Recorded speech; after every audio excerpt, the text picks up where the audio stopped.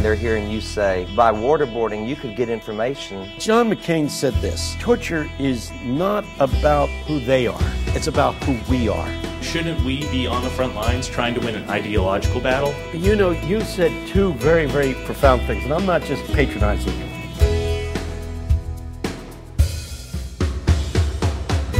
You quoted a John McCain quote this morning about terrorism. And what should a Christian, not terrorism also, but torture. Yeah, torture. Yeah, and they're connected. Because having captured terrorists, and this is what Guantanamo was about to a large degree, it appalled a lot of us, because there was torture going on. We wouldn't call it torture. Vice President Cheney said it was waterboarding. And yet, the whole world knows that waterboarding is torture. It's forcing people to experience what it's like to drown, and the panic that sets in and the horror that sets in. And David Gushee up at Baptist School up in Georgia says this: you gotta say we are not going to set aside the golden rule. We must, as we would that others would do to us, we must do to them. We can't torture people. But if you are the wife of a husband who was in the 9/11 attack, and they're listening to us right now, maybe, and they're hearing you say, by waterboarding, you could get information out of them that, I mean, they had no, and I know we don't, what did John McCain say? Well, John McCain said this: torture is not about who they are, the terrorist. It's about who we are. What does it say about us that we would torture people? And the reason why I take his quote so very, very seriously is because he himself was a prisoner during the Korean War, as you know, and he was tortured. And they said, did they get information out of you? Yeah. He said, I gave them false information constantly. You know, it was just false information. Number one, on a pragmatic level, it doesn't do as much good as people suggest. Nevertheless, he says, we really have to ask ourselves, what is becoming of us? You know, when I was younger, there was a book out that really stirred controversy on university campuses. It was by a guy named Fletcher, and the title of the book was Situational Ethics. I'm sure, Dr. Hackett, you use references to that. That there was this time when they said you can't talk about absolutes, right and wrong. You have to, in fact, make moral judgments in terms of what the situation requires, do you see? And many of us, most of the evangelicals, reacted against that and said, the Bible has 10 commandments, not 10 suggestions. The Bible calls for absolute commitment to the ways of Jesus, and there's no getting around that. And you have to ask yourself, if we're going to wear the little pin, what would Jesus do? We got to ask ourselves, would Jesus torture somebody? You can't wear that pin and just say, well, I'm not going to take drugs because Jesus wouldn't do it. Oh, no, it goes much deeper than that. Would Jesus torture somebody in order to get information out of them if he was in the place of the captor? This is a heavy question. And better than the relative of someone who died in 9/11, they always pose this question. Suppose you had a terrorist in there and you knew that there was an atom bomb situated somewhere in New York City, and you got 20 hours to get to that bomb, or it's going to blow up the city with millions and millions of casualties.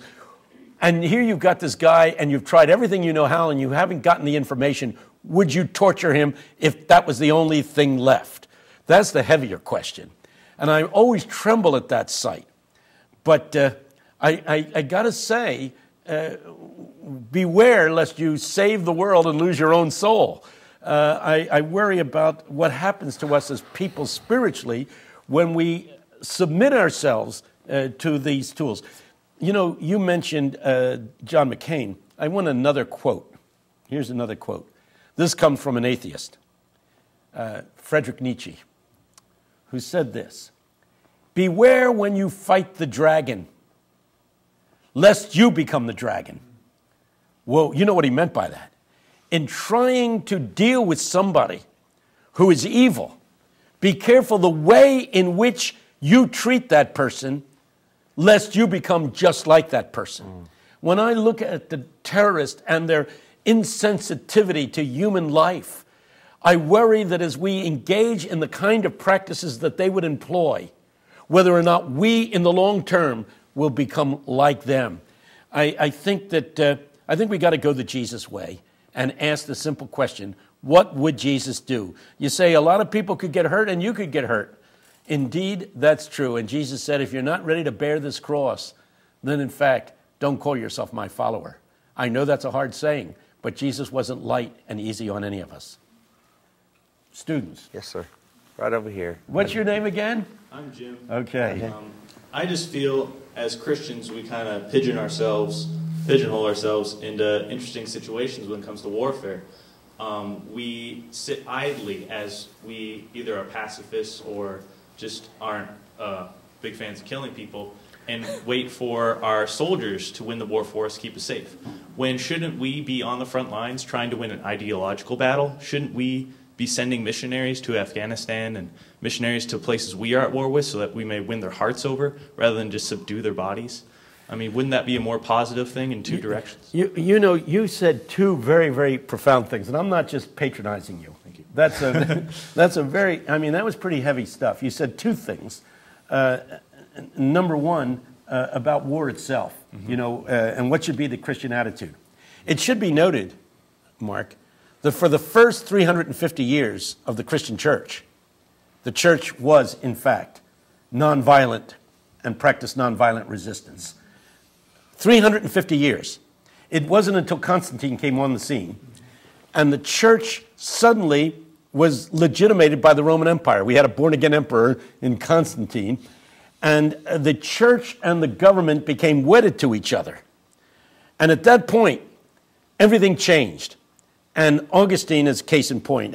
And the Council of Nicaea, after the Council of Nicaea, the church then changed its mind on war. But if you read the ancient church fathers, Chrysostom, Irenaeus, Justin Martyr, all the ancient fathers, they all, in fact, say, when you become a Christian, you must disavow war. I am a non-violent resistor. So I do resist evil, but non-violently. But I'm troubled. I'm troubled because of something you said, that my ability to speak this way, my right to articulate a nonviolent resisting mindset. Some people would call it pacifist, but it's not. I'm not passive. I do stand up against evil.